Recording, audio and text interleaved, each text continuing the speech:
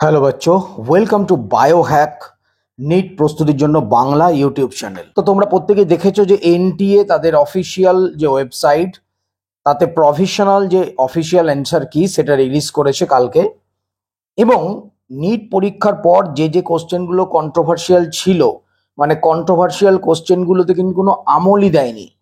মানে তাদের যে স্বভাবসিদ্ধ ভঙ্গি, যে কাউকে পরোয়া করি না, কারো কথায় পাত্তা দিই না, সেই যে ভঙ্গি, সেই ভঙ্গিমায় কিন্তু সমস্ত কোশ্চেনগুলো যেরকম অ্যাজ ইট ইজ অ্যান্সার কিতে তারা দিয়ে দিয়েছে। এইবার ভারতবর্ষের বড় বড় এডুকেটর, কোটার বড় বড় এডুকেটর, তারা কিন্তু নিট পরীক্ষার পরেই 4 থেকে 5টা যে কন্ট্রোভার্সিয়াল কোশ্চেন, যেমন ধরো বায়োলজির যে 10x বা এক্স যে ইকোসিস্টেমের কোশ্চেনটা, ফিজিক্সের যে একটা আলফা বিটা গামা রেডিও অ্যাক্টিভিটির যে কোশ্চেনটা, কেমিস্ট্রির অ্যাটমস যে কোশ্চেনটা, এবং আরও একটা দুটো যে কন্ট্রোভার্সিয়াল যে কোশ্চেন, সেই কোশ্চেনগুলোর অ্যান্সার হওয়ার কথা অন্য। মানে অ্যাকচুয়ালি কি এখানে একটা সমস্যা হয়েছে যে ওল্ড এনসিআরটি এবং নিউ এনসিআরটির মধ্যে একটা দ্বন্দ্ব। মানে কিছু কিছু কোশ্চেন যেটাকে এনটিএ ঠিক বলে মনে করছে, সেটা কিন্তু নিউ এনসিআরটিতে ঠিক আছে। যেমন ধরো অ্যাটমের কোশ্চেনটা, কিন্তু ওল্ড এনসিআরটিতে যেটা আছে, এনসিআরটি যে অ্যান্সার দিয়েছে সের তুলনায় সেটা ভুল। কিন্তু এনএমসি যখন সিলেবাসটা রিলিজ করেছে, তখন কিন্তু এনএমসি কখনোই বলেনি যে ওল্ড এনসিআরটিটা পড়া যাবে না, বা এনটিও কখনো বলেনি যে তোমাদেরকে কিন্তু নিউ এনসিআরটি ফলো করতে হবে, সেটা কিন্তু নয়। দুটো এনসিআরটি পড়তে পারে। বহু স্টুডেন্ট আছে যারা কিন্তু ওল্ড এনসিআরটি ফলো করেছে, সেই অনুযায়ী তাদের কোশ্চেনটা ভুল হয়েছে। যাই হোক, তো এটা কিন্তু নতুন নয়। এনটিএর এটা হচ্ছে একটা বিজনেস। প্রত্যেক বছর এনটিএ তাদের এই নিট এক্সামে 3 থেকে 4টে এরকম কন্ট্রোভার্সিয়াল কোশ্চেন ইচ্ছা করে দেয়।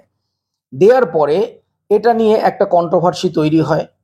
তারপরে যখনই চ্যালেঞ্জের ব্যাপারটা আসে, গোটা ভারতবর্ষ থেকে হাজার হাজার ছেলে মেয়ে কিন্তু চ্যালেঞ্জ করে, এবং সেই চ্যালেঞ্জের জন্য এনটিএ পার কোশ্চেন 200 টাকা করে, মানে ধরো একটা স্টুডেন্ট যদি 4টে কোশ্চেন চ্যালেঞ্জ করে, তার 800 টাকা নন রিফান্ডেবল চলে যাচ্ছে। তার মানে বুঝে নাও, এই 4টে বা 5টা কন্ট্রোভার্সিয়াল ভুলভাল কোশ্চেন যদি কোশ্চেন পেপারে দিয়ে দেয় এনটিএ, তাহলে তাদের প্রত্যেক বছর বিশাল অ্যামাউন্ট, মানে বেশ কয়েক কোটি টাকা শুধুমাত্র এই কন্ট্রোভার্সি থেকে ইনকাম হয়। আমি তোমাদের শিওর শট বলছি, যে কন্ট্রোভার্সিয়াল কোশ্চেনগুলো রয়েছে 4-5টা, তার মধ্যে 2টো বা 3টের বোনাস মার্কস এনটিএ কিন্তু দেবেই, এবং এনটিএ নিজেও জানে যে এগুলো বোনাস মার্কস দিতে হবে, কিন্তু তারা প্রথম প্রথম এটাকে পুরোপুরি ডিনাই করবে। এইবার দেখো হাজার হাজার লক্ষ লক্ষ ছেলে মেয়ে তারা চ্যালেঞ্জ করবে, চ্যালেঞ্জ করার পর এনটিএ সেই তাদের যে ফাইনাল অ্যান্সার কি, সেখানে দেখবে 2-3টে কোশ্চেন ঠিক করে বোনাস মার্কস দেবে। এই বোনাস মার্কসটা দিলে কিন্তু অনেক যে বর্ডার লাইন স্টুডেন্ট আছে, তাদের কিন্তু র্যাঙ্কটা আপার হয়ে যাবে। তারা কিন্তু একদম ধরো বর্ডার লাইন আছে, তারা কিন্তু মেডিকেল কলেজ পেয়ে যাবে।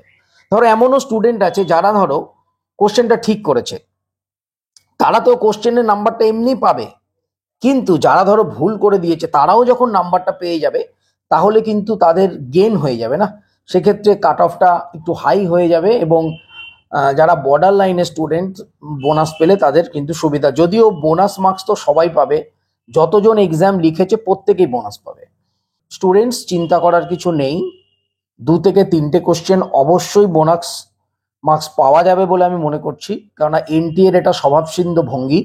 যদিও এনটিএর যে পরীক্ষা যে পরিচালন পদ্ধতি, সেটা ঠিক কোনো বছরই তারা করতে পারছে না, প্রত্যেক বছরই কোশ্চেন আউট হচ্ছে। এবছর তো হিউজ পরিমাণে কোশ্চেন আউট হয়েছে, তাতেও তাদের কোনো ভ্রুক্ষেপ নেই, তাদের হেলদোল নেই। তো সবসময় একটা নিজে বড় ভাব, মানে এনটিএর যে সমস্ত এডুকেটর আছে যে প্যানেলে, তারাই সব জানে, বাকিরা কিছু জানে না, এরম একটা ভাব। তো এটাই ছিল এই মুহূর্তের update. NEET related latest news, latest update পেতে চ্যানেলটা সাবস্ক্রাইব করো। সবাই খুব ভালো থেকো, মন দিয়ে পড়াশোনা করো। 2025-এর নিট কিন্তু ক্র্যাক করতেই হবে। সবাই খুব ভালো থেকো, টাটা।